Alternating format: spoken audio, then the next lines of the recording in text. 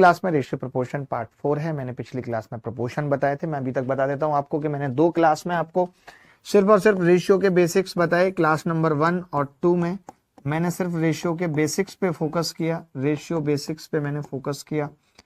और उसके बाद की जो कहानी है वो मैंने थर्ड क्लास ली, तो मैंने रेशियो की थर्ड क्लास में प्रोपोर्शन खत्म किया। आज की क्लास में भी थोड़ा बहुत प्रोपोर्शन और उसके बाद की कहानी होगी। फिर हम आज रेशियो पे काफी सारे टाइप खत्म करेंगे। लाइक हम रेशियो के जो मेजर टाइप है, मेजर चीजें वो खत्म करेंगे। फटाफट से शुरू करते हैं बिना किसी टाइम को। आपने कभी इस तरीके के सवाल देखे? इस तरीके के सवाल आपने कभी देखे कि m n के व्युत्क्रमानुपाती है, m 20 है तो n 70 है। मैं इस सवाल को 2 तरीके से बताना चाहता हूं, दोनों ही तरीके आपको आने चाहिए। सवाल पढ़ लीजिए, बस आपको करना नहीं है, मैं पहले भी बता रहा हूं आपको करना नहीं है, और आप बस जवाब देना है कि क्या होगा। दे सकता है कोई बच्चा जवाब? Anybody else? कोई भी बॉडी दे सकती है जवाब, कोई भी बॉडी, चाहे वो डेड बॉडी क्यों ना हो। हम तो इतना कह रहे हैं वो डेड बॉडी क्यों ना हो, हमें जवाब चाहिए। दे पाएगा कोई जवाब? तो मैं बताता हूं कि कौन से ऐसे 2 तरीके हैं जिनसे हम इस तरीके के सवालों को खत्म कर सकते हैं।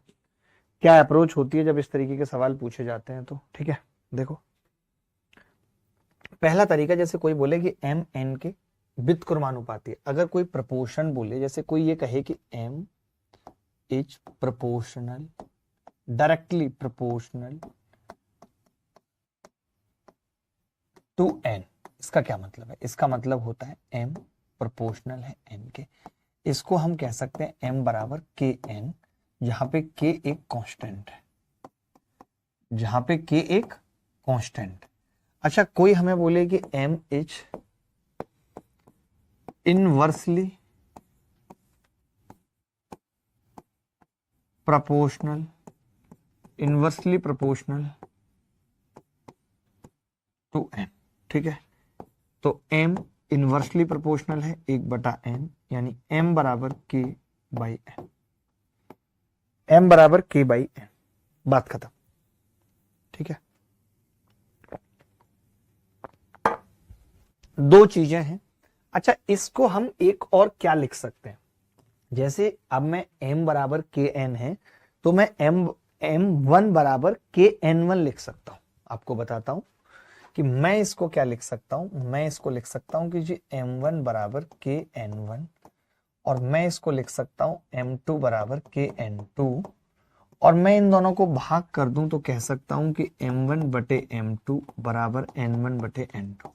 अब आप कहेंगे ये चीज आप ऐसे लिख रहे हो, इससे अच्छा है कि हम यहीं पे कह सकते हैं, जब m डायरेक्टली प्रोपोर्शनल होता है n के, तब हम कह देते हैं कि अच्छा m1 बटे m2 बराबर n1 बटे n2। लेकिन जैसे अब ये इनवर्सली प्रोपोर्शनल है, अगर यहाँ m1 आएगा तो यहाँ n1 आएगा, नीचे आएगा तो यहाँ पे हम कह पाएंगे कि m1 अपॉन m2, तो n1 यहाँ आएगा और n2 ऊपर है। ये इनवर्सली प्रोपोर्शनल का ये फंडा।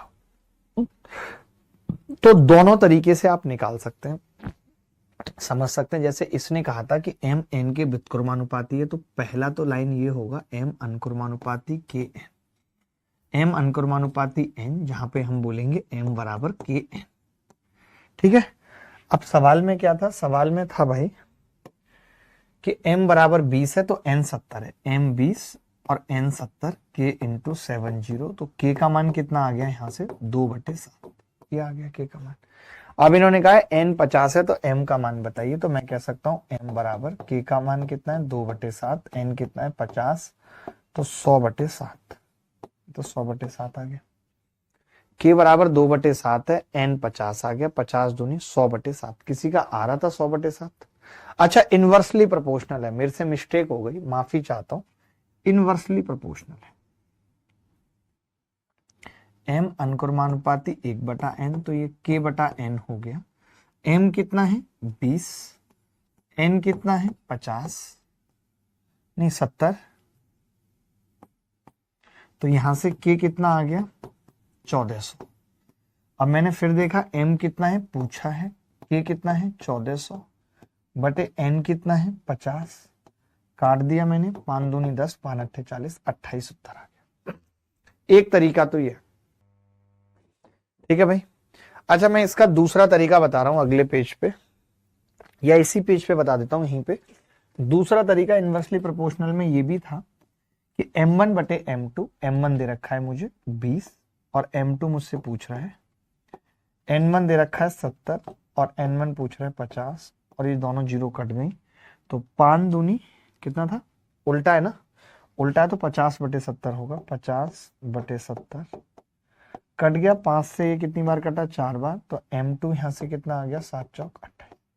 यानी आप K का मान निकाल के भी कर सकते हो, और आप ये M1/M2 बराबर N2/N1 करके भी कर सकते हो। दोनों में से जो तरीका आपको ठीक लगता है वो आप अपना सकते हो। बच्चे कह रहे हैं आवाज क्लियर नहीं आ रही है। मैंने पिछली क्लास में बताया था कि अगर ये सवाल है और ये आपस में प्रोपोर्शनल है तो पहली दो पदों का अनुपात x-1/x+2 बराबर 3x+5/y, यही बताया था भाई। हमने कहा था कि अगर चार टर्म प्रोपोर्शन में है तो पहली दो पदों का अनुपात बाद के दो पदों के अनुपात के बराबर होगा। x का मान दे रखा है हमें सवाल में, कितना है x का मान, 5, 5 में से एक गया 4, 5 और 2 7, 5 दिया 15 और 5 20, 20/y, तो y कितना होगा 140, 4 पंजे 20, 35 आ गया y का मान। क्या आ रहा था सबका 35? क्या सबका 35 आ रहा था?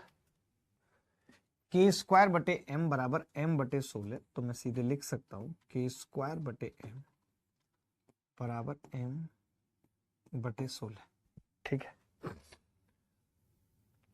तो यहां से मैं क्या निकाल सकता हूं, आपसे मैं इतनी सी बात पूछ रहा हूं, तो आप ये कहेंगे यहां से हम ये निकाल सकते हैं कि k²/m² का जो मान है वो 1/16, ये कह सकते हैं। यानी मैं k² को 1, अब आप देख रहे हैं कि ऊपर नीचे डिग्री सेम है बेटा, डिग्री सेम है कि नहीं, स्क्वायर स्क्वायर है, तो मैं डायरेक्टली k² का मान 1 और m² का 16 रख सकता हूँ। 16 दूनी 32 और 1 33 आ जाएगा। k² 1, m² 16 और 1 17 आ जाएगा, यानी 33:17, ये उत्तर आ जाएगा। क्या इस सवाल को करने में मुश्किल हुई किसी को भी, मुझे बताओ कि इस सवाल को करने में किसी को भी मुश्किल हुई? Anybody else? अब आवाज ठीक आ रही है? स्मिता पाठक, अगला सवाल पूछ रहा हूं। 170 रुपए को 55 पुरुषों और महिलाओं में बांटा गया। सभी पुरुषों को मिलने वाली कुल राशि तथा महिलाओं को मिलने वाली कुल राशि का अनुपात 9:8 है, तथा एक पुरुष तथा एक महिला को मिलने वाली राशि का अनुपात 3:4 है। तो पुरुषों और महिलाओं की संख्या बताओ क्या होगी। देखिए, एक चीज मैं आपसे कहूं कि मैंने इस पूरी क्लास को, मेरी बात समझना, मैं अगर ये कहूं कि मैंने इस पूरी क्लास को 100 रुपए बांटे और हर बच्चे को 2 रुपए दिए, तो आप बता सकते हैं क्लास में कितने बच्चे हैं? मैंने पूरी क्लास को 100 रुपए बांटे, हर बच्चे को मैंने 2 रुपए दिए, तो आप बताइए इस क्लास में कितने बच्चे हैं? 50 बच्चे हैं। अब आपने कैसे निकाला ये 50, बताओ आप मुझे। आपने क्या किया, उस 100 रुपए में 2 का भाग कर दिया। आपने क्या किया, उस 100 रुपए में 2 का भाग कर दिया। जब मैं 100 रुपए में 2 का भाग करूंगा तो कितना आ गया, 50 आ गया। यानी अगर मुझे संख्या निकालनी है, किसी भी चीज की संख्या निकालनी है, मुझे नंबर बताना है, नंबर बताना है मुझे, तो मैं ये कह सकता हूं टोटल मनी जितना बांटा गया, टोटल मनी, और बटे मनी गिवन टू बन गया है, मनी गिवन टू 1, ये कह सकता हूं क्या? ये कह सकता हूं भाई? पहले बताओ। देखो भाई, अब क्या होगा, 170 रुपए को 55 पुरुषों और महिलाओं में बांटा गया। सभी पुरुषों को मिलने वाली कुल राशि का अनुपात दे रखा है, तो मैं ये कह सकता हूं कि टोटल अमाउंट कितना दे रखा है,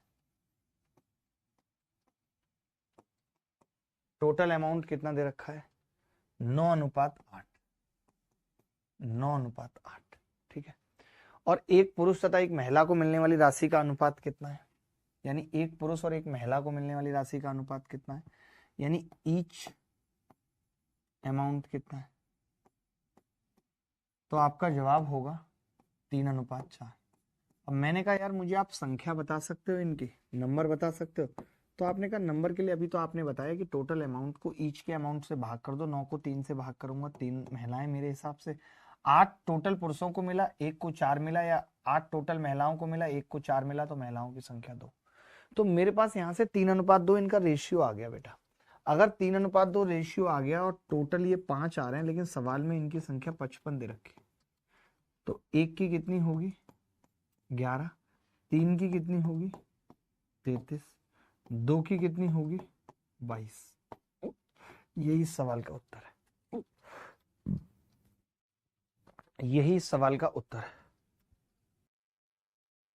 देखो भाई, अब इस तरीके का जब सवाल आ जाता है, अभी भी आ रहे हैं इस तरीके के सवाल, आगे आप देखेंगे जब मैं PYQS के कुछ सवाल कराऊंगा तब आप देखेंगे, तब मैं पूछूंगा आपसे सवाल होगा या नहीं। अभी तो मैं ये एग्जांपल से आपको समझा रहा हूँ कि इसने क्या दिया है। इसने A और B की लास्ट ईयर की पर्सनल इनकम दे दी 12 और 25 दे दी। इधर इसने A और B की 4, 7 और 5, 2 अलग से दे रखी है। यानी एक तरफ तो ये A और B की लास्ट ईयर की यहाँ पे दे रहा है, लास्ट ईयर की क्या दे रहा है 12 और 25।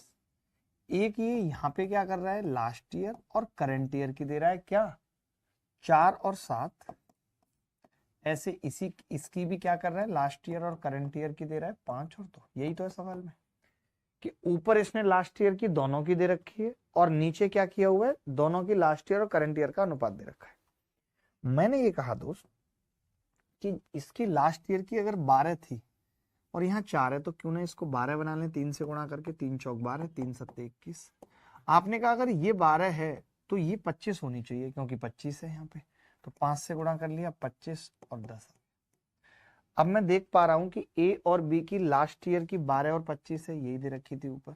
उस केस में इनकी करंट ईयर की कितनी आ गई 21 और 10 आ गई। यानी अगर हम करंट ईयर की बात करें, करंट ईयर की, तो A और B की कितनी है 21 और 10, टोटल 31। 31 की वैल्यू सवाल में 31,000 है। A और B लिख लेना यहाँ पे, तो 21 की कितनी होगी 21,000, 10 की कितनी होगी 10,000। ये उत्तर है। किसी को भी डाउट है तो बताओ, एनीबॉडी एल्स, कोई भी बॉडी जिसको डाउट फील हो रहा है। एक कारखाने में अनुपात में श्रम की संख्या घट जाती है 9 और 8, यानी कि फैक्ट्री में नंबर ऑफ लेबर घट जाते हैं, लोग घट जाते हैं और उनकी सैलरी इंक्रीज हो जाती है 14 से 15। Total wages of one day decrease by 6,000, then find the present salary of each day. एक कारखाने में अनुपात में श्रम की संख्या घट जाती है 9 और 8 और उनका वेतन 14:15 के अनुपात में बढ़ता है यदि एक दिन की कुल मजदूरी इतनी है। तो देखो मैं यहाँ पे लिख देता हूँ नंबर। पहले नंबर का क्या सीन है, तो आप कहेंगे नंबर का सीन है कि जी 9 से 8 हो जाता है नंबर, ठीक है। वेतन अगर हम वेजेज की बात करें 14 से 15 हो जाता है, ठीक है। मैं ये कह रहा हूं पहले नंबर 9 थे और आप एक आदमी को 14 रुपए दे रहे थे, तो 14 निम्मा 126 रुपए आपका टोटल खर्चा आ रहा था नहीं आ रहा था 14 निम्मा 126। उसके बाद 15 अट्ठे 120 रुपए खर्चा। 126 से कितना हो रहा है 120 रुपए हो रहा है, मानते हैं कि नहीं। तो मैंने ये कहा कि कितना घट गया दद्दा, तो आप कहेंगे जी 6 रुपए घट गया। 6 की वैल्यू 6,000 रुपए। 6 की वैल्यू अगर 6,000 है तब प्रत्येक दिन का वर्तमान वेतन बताना है आपको, प्रत्येक दिन का वर्तमान वेतन। तो एक दिन की कुल मजदूरी इतनी घट गई तो प्रत्येक दिन की कुल मजदूरी क्या थी वर्तमान, यानी कि 120 की वैल्यू बतानी है। 6 की वैल्यू 6,000 है, 1 की 1,000, उत्तर 100। आजाद ने एक बक्से में लाल और नीले रंग के पत्थर क्रमशः 5:4 के अनुपात में रखे हैं। 5 लाल पत्थर खो जाने पर यह अनुपात 10:9 में बदल जाता है। अब उसके पास कितने पत्थर हैं बताना। बड़ा सिंपल सवाल है, ये मैंने करा दिया क्या, ऐसा सवाल दिखाना एक बार। कमेंट नहीं दिख रहे, प्रिया विमल दोबारा रिपीट के लिए बोल रही है, पुराना कमेंट है, नीचे दिखाओ।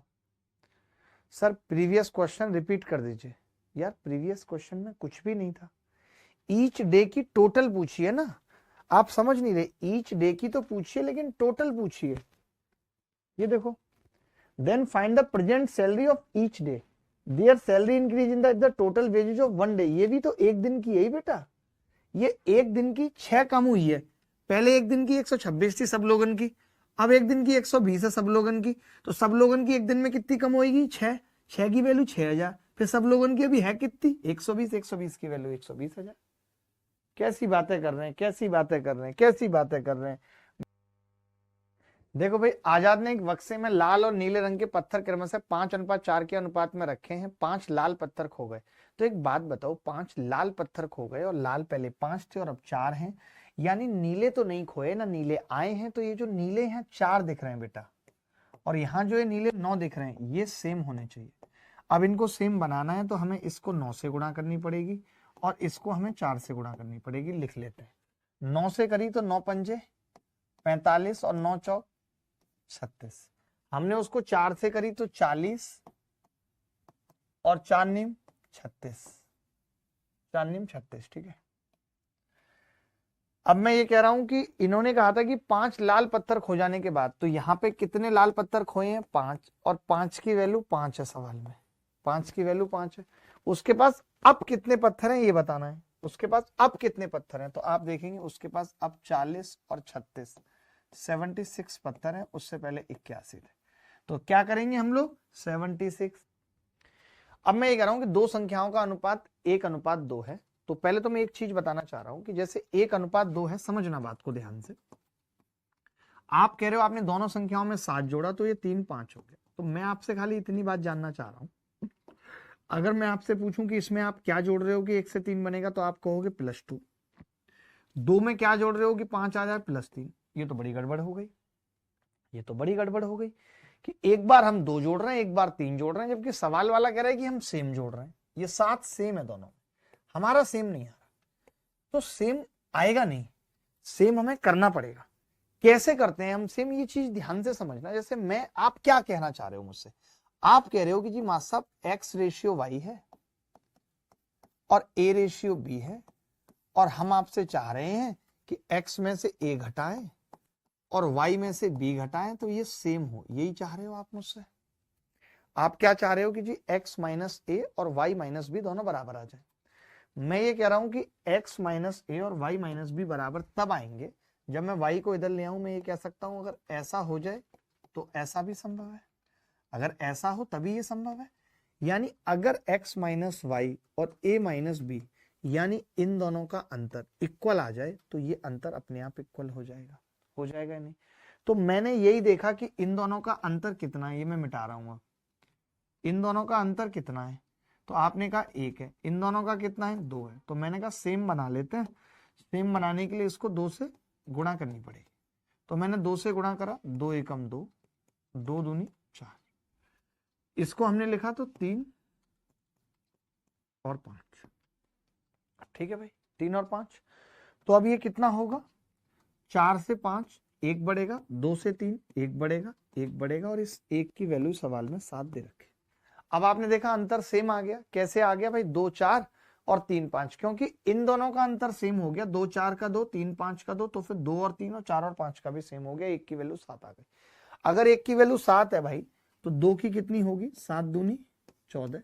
4 की कितनी होगी? 7 चौक 28। ये हमारे नंबर है, यही उत्तर है। पहला तरीका, जब गैप सेम हो तब पहला तरीका ये है। अब अगर ये संख्या सेम ना होती, 7 जोड़ा है, एक बार 8 जोड़ा होता, तब हम क्या करते? तो मैं वो मेथड भी यही बता रहा हूं, उसी को क्रॉस प्रोडक्ट कहते हैं। वो कैसे बनाए आप ये देख लो, सारी चीजें देखोगे सही लगेगा। अब देखो, आप पता है इसको कोई इंजीनियर करता है। इंजीनियर अगर इस सवाल को ना करता तो कभी क्रॉस प्रोडक्ट मेथड नहीं बनता। इंजीनियर नहीं बनाया। इंजीनियर क्या करता है कि जैसे दो संख्याओं का अनुपात 1:2 है, तो वो बेचारा कहता है कि मैं एक संख्या को x और एक को 2x मान लेता हूं। मान सकता है कि नहीं? क्योंकि वो इंजीनियर है। इंजीनियर करता ही ऐसे।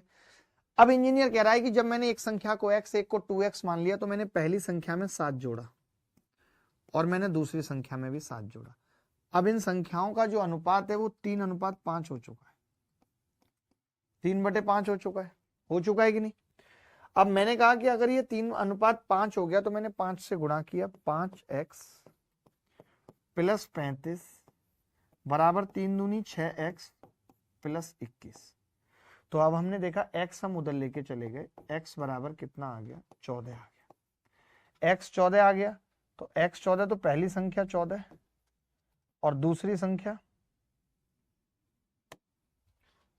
संख्या पिंक पेन से निकालनी पड़ेगी, घुमा के यहां से 28। ये एक तरीके से कुछ भी नहीं है, आपने देखा कि मैंने क्रॉस प्रोडक्ट किया है, यानी मैंने क्रॉस गुणा की है, इसकी इससे की है, इसकी इससे की है। इसी मेथड के शॉर्टकट को हम कहते हैं क्रॉस प्रोडक्ट मेथड। कैसे अप्लाई करते हैं मैं आपको बताता हूं। Cross product method, cross product method क्या होता है? क्रॉस प्रोडक्ट मैं समझाता हूं, पहले आप ये मेथड समझ लीजिए जो इंजीनियर्स का है।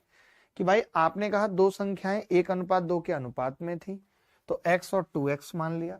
x में मैंने 7 जोड़ा, 2x में मैंने 7 जोड़ा, तो ये 3/5 हो गया। 5 से इसको गुणा किया, 3 से इसको किया, 7 को, 5 से 7 को अंतर निकाल दिया। क्रॉस प्रोडक्ट भी यही है। क्या कहता है क्रॉस प्रोडक्ट? देखो ध्यान से, यही बताऊंगा इतने से मैं। ठीक है भाई, ध्यान से देखना कैसे। आपने लिखा 1:2, आपने लिखा 3:5।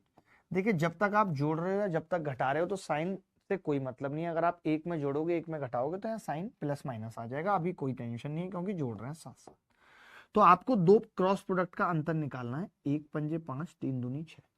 1×5 और 3×6 का अंतर कितना आएगा? 1। फिर आप अगले क्रॉस प्रोडक्ट पे चले जाएंगे, इसका अंतर निकालेंगे। 7×5 = 35, 3×7 = 21। 35 और 21 का अंतर 14, यानी 1 की वैल्यू 14 आ गई।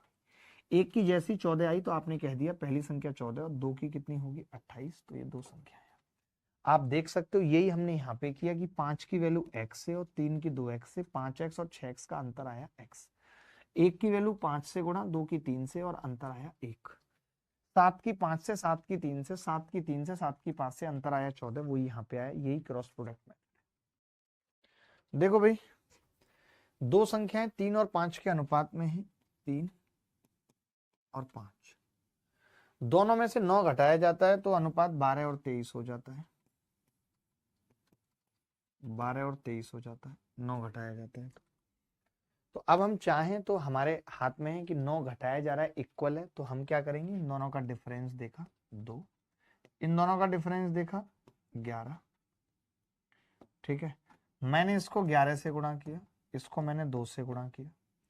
तो 11 से करूंगा, 11 तिया 33, 11 पंजे 55, 12 दूनी 24, 12 23 दूनी 46। कितना घटाया गया है? 9। कितना घटाया गया? 9। 9 की वैल्यू सवाल में 9 है।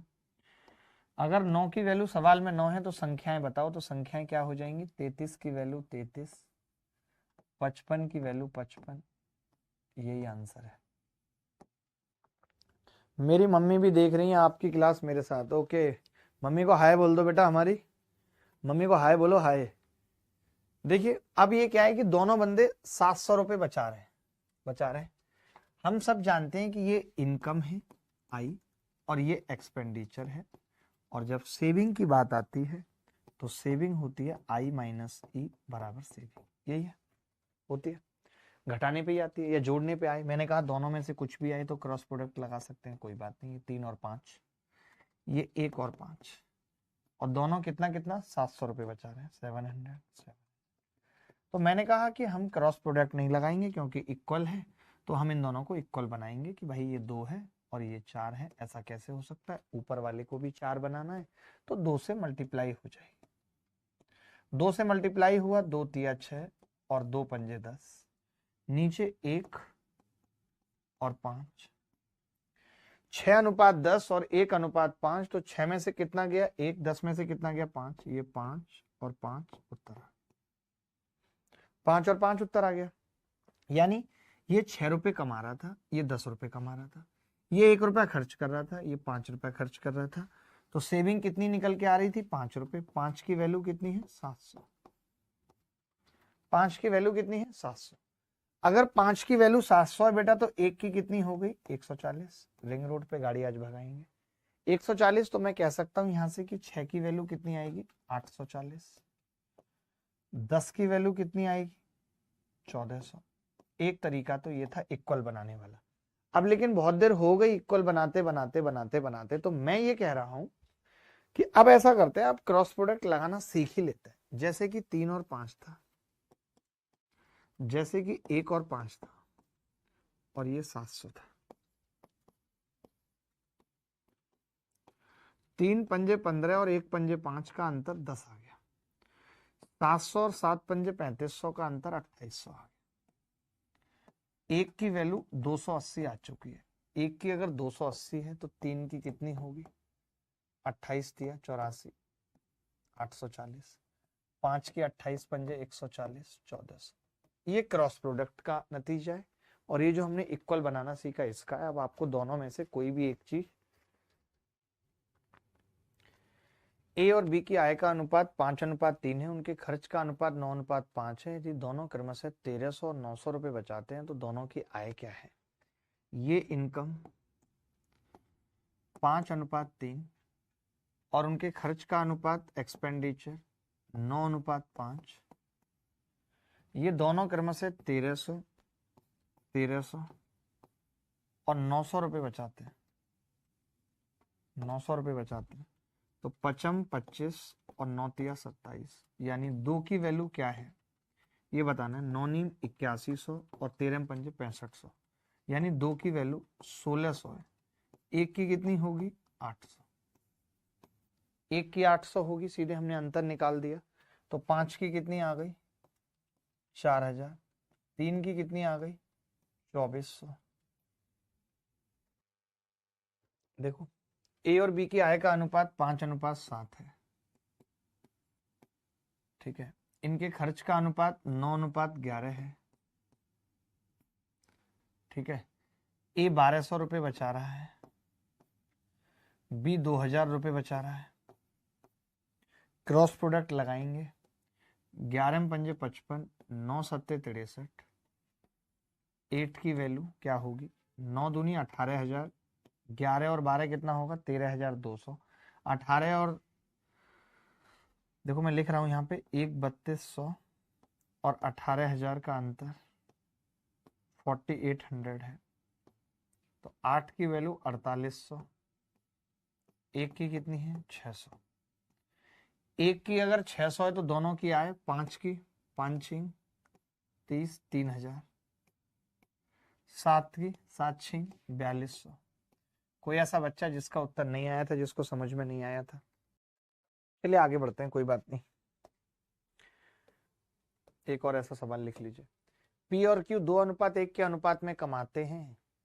वे 5 और 3 में खर्च करते हैं, 4 और 1 में बचत करते हैं। यदि पी और क्यू की कुल बचत रुपए 5000 हो तो प्रत्येक की मासिक आय क्या होगी ये बताना है। पी और क्यू 2:1 के अनुपात में कमाते हैं, वे 5:3 में खर्च करते हैं, 4:1 में बचत करते हैं और टोटल बचत 5000 है। तो मैं कह सकता हूं कि 5 की वैल्यू 5000 थी तो 4 की कितनी होगी? 4000। एक की कितनी होगी? 1000। 4 की 4000, एक की 1000। यानी अब मैं इस सवाल को ऐसा लिख सकता हूं कि 2:1 में उनकी इनकम थी, 5:3 में वो खर्च करते हैं और ये 4000 रुपये बचाता है और ये 1000 रुपये बचाता है, ठीक है। तो 3 दूनी 6 और 5 एकम 5, यानी एक की वैल्यू कितनी आ जाएगी? 5000 और 4 तिया 12000 और 5 का अंतर कितना हो गया? 7000। एक की वैल्यू 7000। अगर एक की वैल्यू 7000 है तो प्रत्येक की मासिक आय क्या होगी? यानी दो की वैल्यू कितनी होगी? 14000। अरे मैया सही कमा रहा है। एक की 7000। क्या कोई ऐसा माई का लाल था जिसको ये बात समझ में नहीं आई? आप कहो तो एक तगड़ा सवाल पूछ लूं इस पे। अब जैसे क्या होगा कि एक बच्चा कहेगा कि यार एक सेना में टैंकों का विमानों से अनुपात इतना था। टैंक और प्लेन थे, कितने थे? टी और पी, और अनुपात कितना था? 5:3। आपने लिख लिया, ठीक है। 1000 प्लेन डिस्ट्रॉय हो गए और 800 प्लेन हो गए, 1000 टैंक हो गए और 800 प्लेन, तो अनुपात रह गया 2:1 का। अच्छा कितने कितने हो गए भाई नष्ट? तो आप कहेंगे जी 1000 हो गए और फिर 800। अब लेकिन इसमें मुसीबत एक चीज फंस रही है। कैसे? कि जब आप निकालेंगे 5 एकम 5, 5 दूनी 3 दूनी 6, तो एक का अंतर कितना आ गया? 1600 और 1000 600। सवाल में पूछ रहा है युद्ध के बाद टैंकों की संख्या, यानी अगर आप 5 की वैल्यू निकाल रहे हैं तो वो 3000 है। 5 की वैल्यू है या नहीं? यानी 3000 टैंक थे। आपको पता है 1000 नष्ट हो गए। आप कभी ऐसा नहीं कर सकते कि एक की वैल्यू 600 आपने दो की निकाल दी, नहीं। हमेशा क्रॉस प्रोडक्ट में ऊपर वाली वैल्यू निकलेगी। क्यों निकलेगी? क्योंकि हम इसी को तो 5x और 3x मान रहे थे जब मैंने क्रॉस प्रोडक्ट पढ़ाया था। तब पढ़ाया था कि नहीं? यानी हम ये नहीं निकाल सकते केवल ऊपर वाले की वैल्यू आएगी, क्योंकि यही x है, वो 5x और 3x। अब अगर मुझे निकालना है कि युद्ध के बाद टैंकों की संख्या, तो मैं इसमें से 1000 माइनस करूंगा। और उत्तर क्या होगा 2000। तभी एक लड़का बोला कि मेरे को तो डायरेक्ट चाहिए उत्तर पहली बार में। तो फिर अगर आपको नीचे वाले की वैल्यू चाहिए तो आप नीचे वाले को फिर ऊपर लिख लो, 2 1 पहले लिख लो, 5 3 नीचे लिखो। और अब आपको पता है कितने नष्ट हो गए, 1000 और ये 800। तो 2 तिया 6 और 5 एकम 5, यानी 1 की वैल्यू 5 तिया 5 अट्ठे 4000 और 3000, 1 की वैल्यू 1000। 1 की अगर 1000 है तो 2 की कितनी आ जाएगी 2000। अब डायरेक्ट उत्तर, डायरेक्ट उत्तर आ गया। किसी सैन्य दल में युद्ध से पहले ऑफिसर तथा सिपाहियों की संख्या का अनुपात 4:43 था। युद्ध के दौरान 8 ऑफिसर मारे गए तथा 7 सिपाही और भर्ती हुए, जिसके बाद ऑफिसर और सिपाही की संख्या का अनुपात इतना हो गया। अब युद्ध के बाद पूछ रहा है तो मैं क्या करूंगा,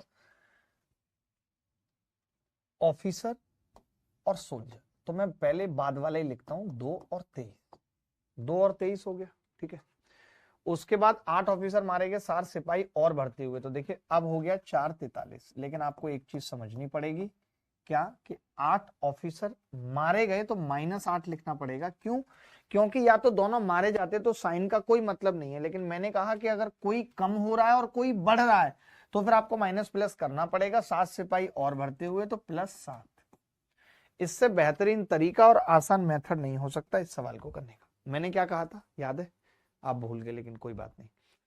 अब 43 दूनी 86 और 23 चौक 92, 92 और 86 का अंतर 6 की वैल्यू, 7 चौक 28 और 43 28। अब देखो जब आप अंतर निकालोगे तो 28 ऑफ माइनस, ये माइनस है, 8 तिया 24 का 4, 8 तिया 24 का 4 हासिल 2, 8 चौक 32 और 2 34, तो ये माइनस का है, -344 है, तो ये प्लस हो जाएगा।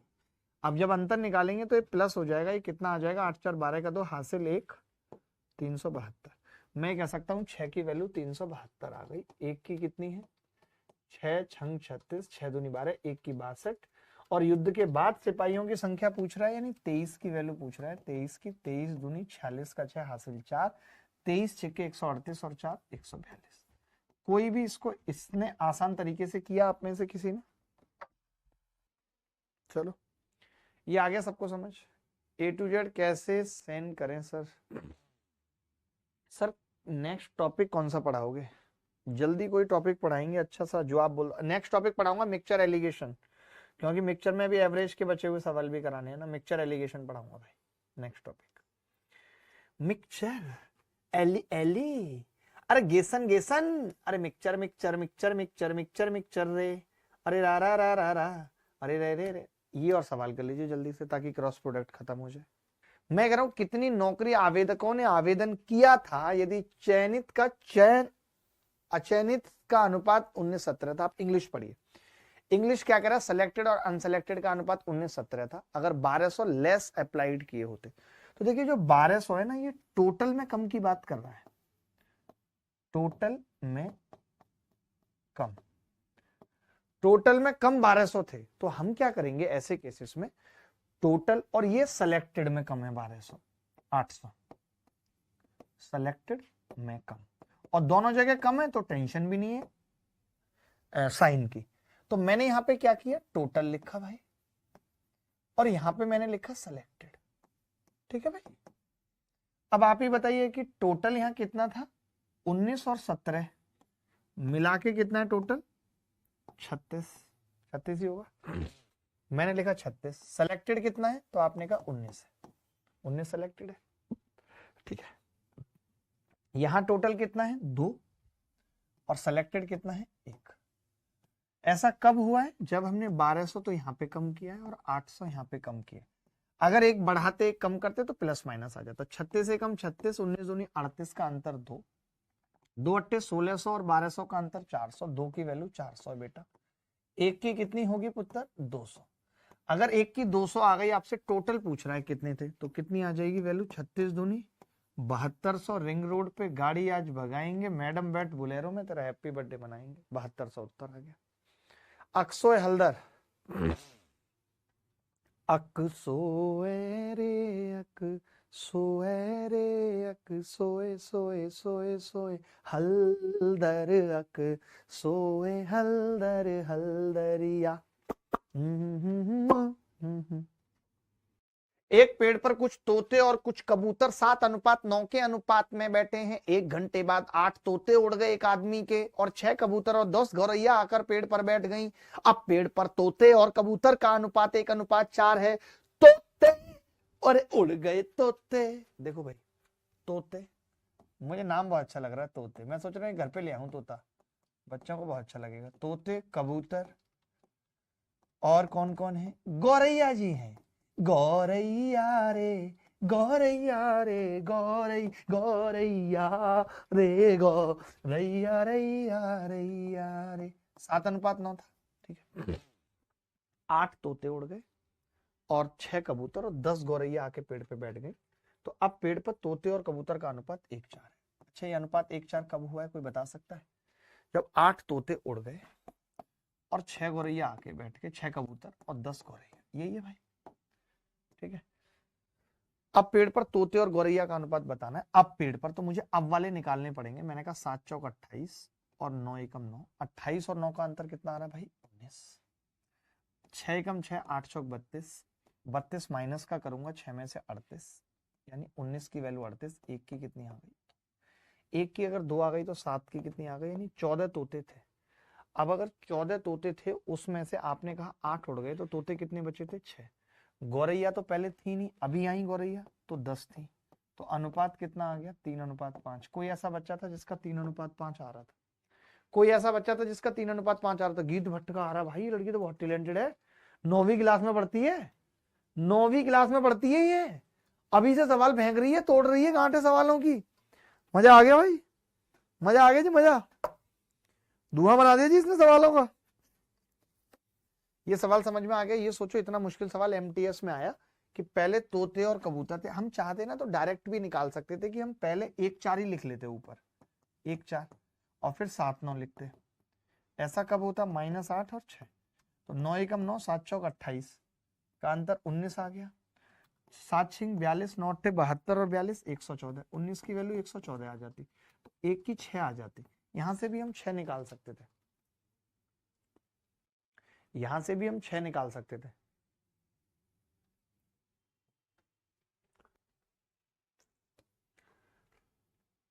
मुझे ऐसा लगता है, मुझे वैसा लगता है, कोई बताए मुझे कि उसको अरे कैसा लगता है।